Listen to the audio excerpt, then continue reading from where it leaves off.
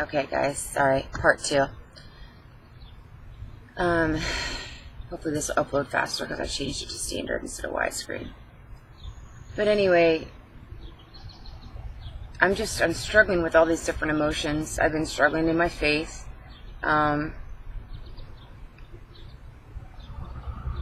And I'm not talking about faith as whether or not, is there a God and is Jesus really, I'm not talking about that kind of faith. That's a given for me. That's not going to change.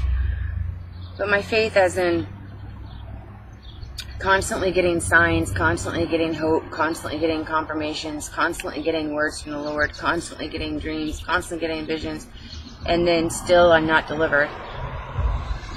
Last week, for about a month and a half, I had been trying to get on my PayPal account, not my PayPal account, my bank account, and it kept saying there was an issue with, like, it seemed like it just, the website wasn't working. And I thought, excuse me, I'm tired, exhausted. I woke up this morning early, 5-something this morning, having panic attacks from stress. Anyways,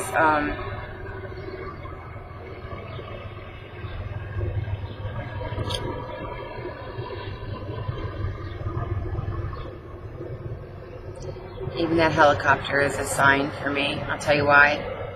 Not to digress much, but I had been given a dream of me, and I was underwater, under the ocean, at the bottom, and it was like all the waters had encompassed me, and one attack after the other, and one trial after the other, and all of a sudden the Lord kind of showed up with a helicopter and pulled me out of deep waters to rescue me. So it doesn't really surprise me that as I'm making a video outside, that the helicopter flies by, because that happens all the time. And again, that's just one of those things where I say I always get the signs of hope and I always get the signs of deliverance, but yet the deliverance never seems to come. And I'm feeling resentment about this, and bitter about this, and angry and frustrated and stressed and anxious. I mean, I have storage garages that continue to call me, they continue to text me, they continue to threaten me to sell all of our belongings. Well, I don't know about you, but in my household, I have things that are personal, private, and intimate that I don't want anybody having a part of. For example, legal documents, different, the court cases that I've dealt with, legal documents, pictures, family photos, pictures of my child when he was a baby, pictures of my child as a child, family pictures with us together, family pictures of my extended family and my immediate family. Journals, journal after journal after journal after journal after journal of me writing things down that are just intimate between me and the Lord, things that I don't want anybody else having a part of, things that are nobody's business but mine and God's type of thing, your private personal thoughts, your devotions that you do, your Bible studies, if he gives you signs or if he gives you dreams or visions or words or confirmations or whatever, stuff like that. And I don't want just everybody out there, I don't want them auctioning off my things and all these things just being out there to the wind for anybody to have their hands into. I lost my car on March 13th. I've been living out of luggage and suitcases since December 30th, and I surely thought I would have been delivered by now. And it's July 21st. My phone, as I shared a little bit ago, because of not being able to pay the bill, of course, didn't work as far as incoming or outgoing. Texts or calls or anything like that stopped working. But, sorry guys, told you I woke up at like the crack of dawn this morning with I was having panic attacks. It's been a crappy day. Honestly, people will say like, oh, how's today? And I feel like it's like, well, I don't know what you want me to say.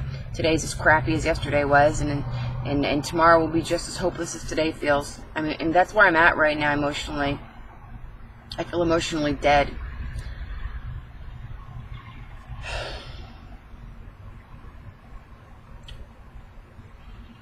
Well, now the BlackBerry, even though, yeah, the phone didn't work because the bill has to be paid or whatever, but like I still had access to all my contacts. I had journals in my BlackBerry as well. I not only have written journals in my storage garages, and I have prophetic paintings and artwork and all that stuff. It's totally spiritual stuff that I had done. All of my music is in there, all of my accompaniment tracks. So like when I would go and minister at homeless ministry or prison or churches, or like I've been invited to do a charity fundraiser for a bunch of I think 360 orphans, I think. I'm not sure, but a bunch of orphans in Africa, and I've been invited to do a benefit concert for them. But again, all of my music, all of my background tracks are in my storage garages, which of course I have no access to because until the bill's paid. I have 2 main size storage garages that are packed full, and then 1 real small overflow one. And both, 2 of them are at one location, 1 of them's at a different location. So 2 different companies. 2 at one company and 1 at another company. Both companies continue to threaten me. As a matter of fact, one of the companies where the overflow location is told me that they think their auction is coming up on the 27th of July, which is next week.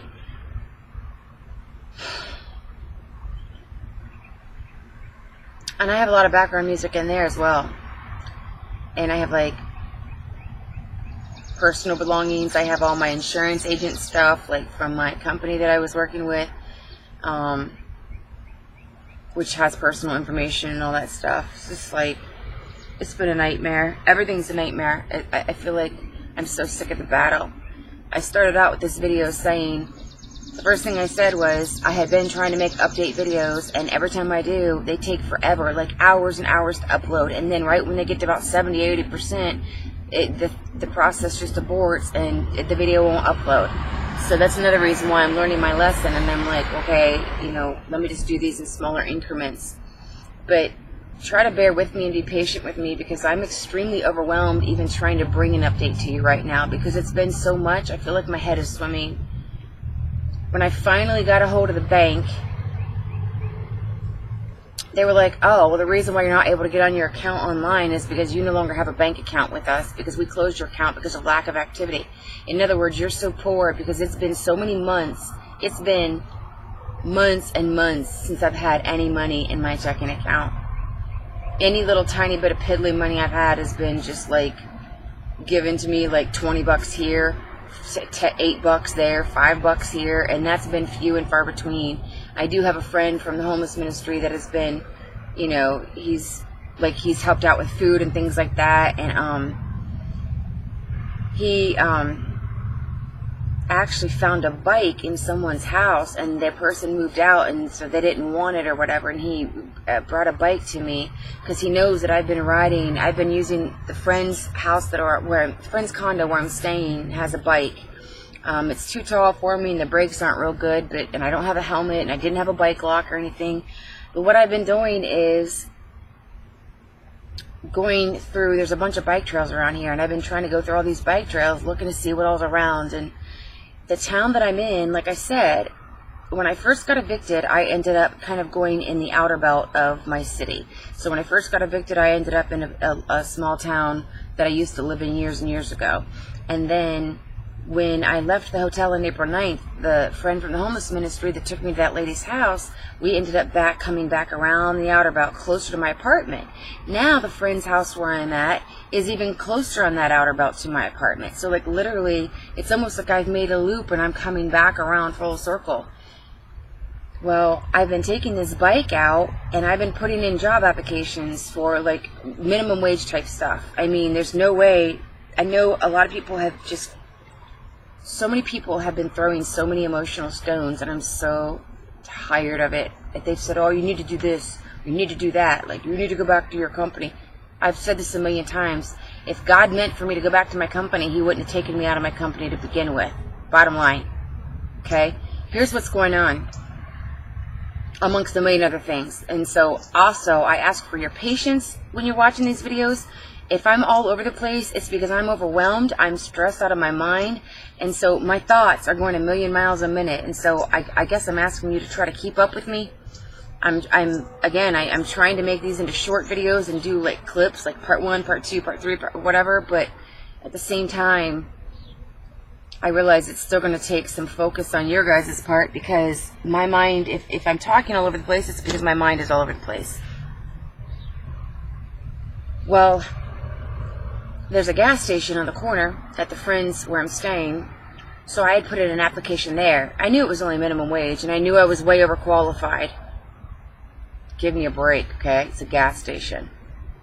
I'm not trying to be arrogant, I'm just being honest. Like, I knew I was overqualified. So it's kind of one of those things where you think, okay, surely they'll offer me the job. You know, surely there'll be something will open there, right? No. And what's funny is, even before I went over to talk to the manager the day before, I already got it in my spirit, like, kind of just got that sense from the Lord, like, don't just assume that because you're putting in these applications that I'm going to open the door. Now I'm thinking to myself, He knows that I'm in a situation where I feel like I've got to have something. I'm not in my own home. I'm in somebody else's home. So it's like I have no money to help buy food. I have no money to put on any of my storage garages. I have no money. My car insurance policy lapsed. So even if I had a car, like even if I could borrow somebody's car to drive, first of all, most people don't want to let you borrow their car because they get too worried about if something would happen, then they would be stuck with the deductible. Second of all, even if I did have a car that I could borrow, or somebody gave me a car to drive, I don't have my car insurance policy right now. I'd have to get like a non-owner's policy. Well, that requires money. Got to have money before you can do that. But you got to have a bank account before you can call the company and pay with your money over your Visa card as well. Okay? Just like my PayPal account that's attached to my YouTube. You guys know that I have before, and it's part of, I've never made any really, how do I say this? I've shared with you guys before that I can't really walk out I can't walk out in my calling and do what I'm supposed to do without help. I need money. I need money for food. I need money to get my car insurance policy renewed. I need money for just personal products. I need money to put on my storage. I need help. I need support. And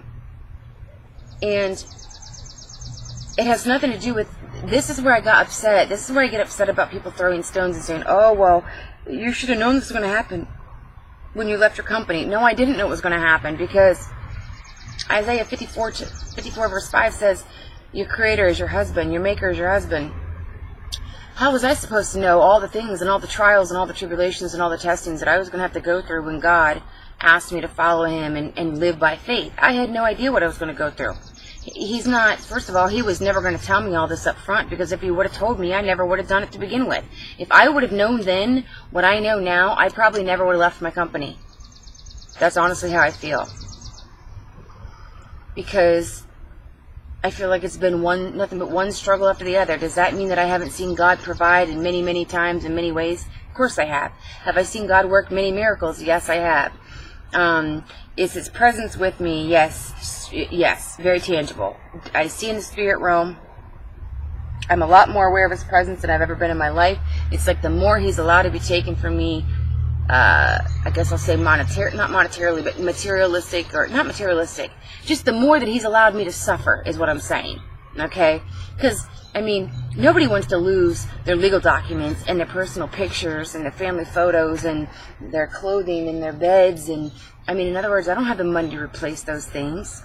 It's not even about being materialistic. It's not like I was a millionaire. It's not like I had millions of dollars worth of diamonds dripping off of myself and God decided to test me to see if I loved Him more than my millions of dollars worth of diamond. No, I was a single mom living on total faith for the last almost 3 years. And God was providing through different ways and through miraculous ways.